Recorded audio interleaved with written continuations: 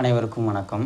இன்றைக்கி நம்ம எதை பற்றி பார்க்க போகிறோம் அப்படின்னு சொன்னால், அதாவது சமண முனிவர்கள் தொடுத்த நாலடியார் அப்படிங்கிற நூல்லேருந்து பாடல் 10 இதனுடைய விளக்கத்தை பார்க்க போகிறோம். அதாவது இதில் பாருங்கள், உடா அதும் அப்படின்னா பிறருக்கு கொடுக்காமல் தம் உடம்பில் பல நோய்கள் தானும் உண்ணவும் முடியாமல் பல நோய்கள் நம் உடலில் இருந்தும்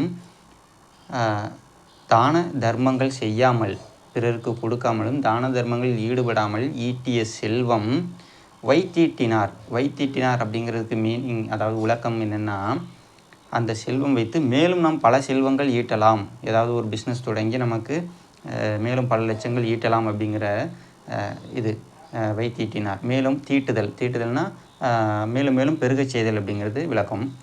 அப்படி சேர்த்த செல்வம் தேனீ எவ்வாறு பல மலர்களிலிருந்து சேகரித்து கடைசியில் பிறருக்கு பயன்படுவது போல் இந்த செல்வமும் அவருக்கு பயன்படாமல் போகும் அப்படிங்கிறது இந்த பாடலுடைய விளக்கம்.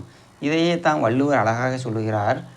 ஏதம் பெரும் செல்வம் தானும் தூவான் தக்காருக்கு ஒன்று ஈதல் இயல்பு இல்லாதான்.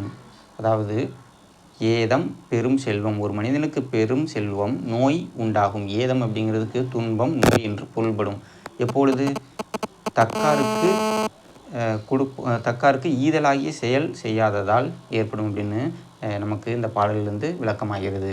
மிக்க நன்றி, வணக்கம்.